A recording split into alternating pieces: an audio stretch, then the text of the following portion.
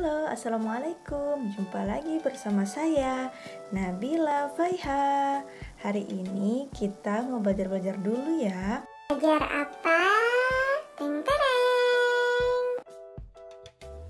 Kita akan belajar sejarah. Tema peristiwa Rengas Dengklok. Ya, ini rumah Rengas Dengkloknya.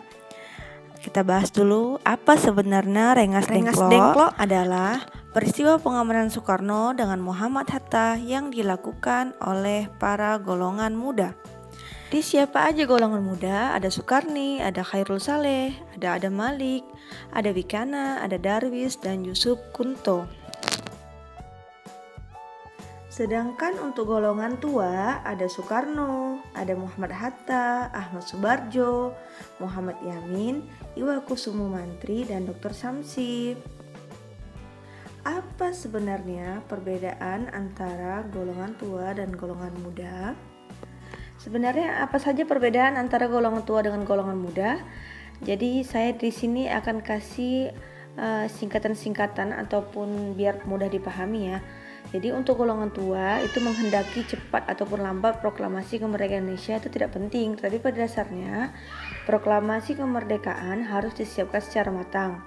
Itu golongan tua. Sedangkan golongan mudanya tidak. Mereka menghendaki proklamasi kemerdekaan Indonesia itu sesegera mungkin atau secepat mungkin sebelum tanggal 16 Agustus 1945. Perbedaan yang kedua untuk golongan tua, menghendaki Indonesia dapat merdeka tanpa pertumpahan darah. Sedangkan untuk golongan mudanya, menghendaki proklamasi kemerdekaan Indonesia terlepas dari pengaruh Jepang. Untuk perbedaan ketiga, yaitu menghendaki proses proklamasi kemerdekaan melalui rapat PPKI. Sedangkan untuk golongan muda, menganggap PPKI itu adalah buatan Jepang. Dan perbedaan terakhir yaitu golongan tua mengambil sikap lebih hati-hati. Sedangkan golongan muda menganggap bahwa golongan tua sangat lambat. Demikian perbedaannya. Kapan terjadi peristiwa Rengas Dengklok ini?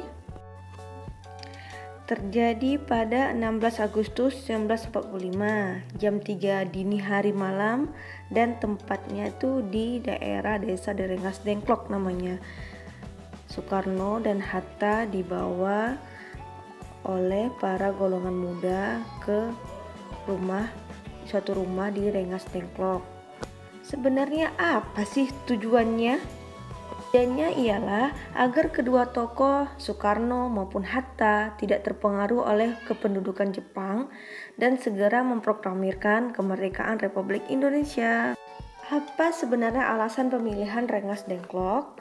Yaitu karena Rengas Dengklok adalah wilayah kependudukan peta yang jauh terpencil dari Jakarta sehingga keamanan Soekarno dan Muhammad Hatta terjamin.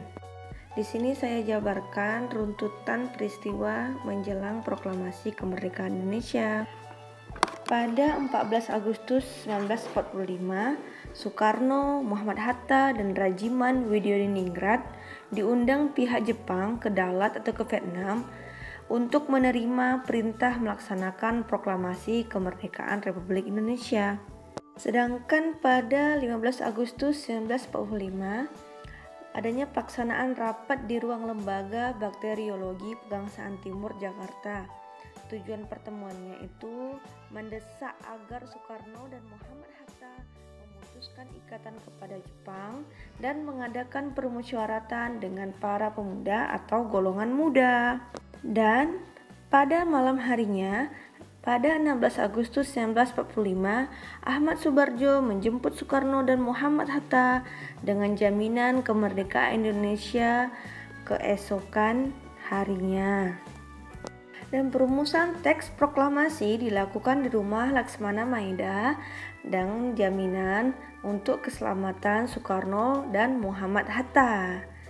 Pasti teman-teman sudah tahu bahwa Laksmana Maida adalah orang Jepang dan mau membantu pelaksanaan proklamasi kita. Jadi ini 3 orang yang merumuskan naskah proklamasi. Soekarno sebagai penulis naskah proklamasi, Muhammad Hatta menyumbang ide pada alinea pertama, dan Ahmad Subarjo juga menyumbang ide pada alinea kedua. Dan ini dia hasil perumusan naskah proklamasi, dan ini sudah diketik ulang oleh Sayuti Melik yang sebelumnya ditulis tangan oleh Soekarno. Jadi saya yakin pasti teman-teman pada hafal kan teks proklamasi ini. Dan finally, akhirnya pada 17 Agustus 1945, Indonesia pun memerdekakan dirinya sebagai bangsa yang merdeka. Oke, jadi teman-teman, slide-slide setelahnya ini, berikutnya ini adalah hanya foto-foto masa proklamasi. Ini kita pasti tahu foto siapa. Ini yang membaca proklamasi ini adalah foto Bapak Proklamator kita, Insinyur Soekarno, dan tepat di sebelah kiri belakangnya itu ada Muhammad Hatta. Kalau ini foto pengibaran bendera Sangsaka Merah Putih untuk pertama kali yang dikibarkan oleh Latif Hendradiningrat dengan S. Suhud. Foto berikutnya ini foto masih tentang pengibaran dengan latar belakang para rakyat Indonesia. Ya, ini adalah penjelasan-penjelasan yang tadi, foto-foto yang tadi saya tampilkan. Semuanya juga sudah tahu ya bagaimana. Ini foto yang terakhir adalah foto Frans Sumarto Mendur dengan Alex Mendur. Mereka ini kakak beradik ya. Mereka ini adalah fotografer yang mengabadikan detik-detik proklamasi. Sebenarnya foto yang mereka ambil itu banyak, tapi ketahuan oleh pihak Jepang. Jadi diambil dan dirampas. Tapi syukurnya salah satu di antara mereka mengubur film foto tersebut, dan ya beginilah kita dapat melihat. Oke, akhir dari materi ini, jawab soal di bawah ini ya. Tulis di kolom komentar apa jawaban kamu.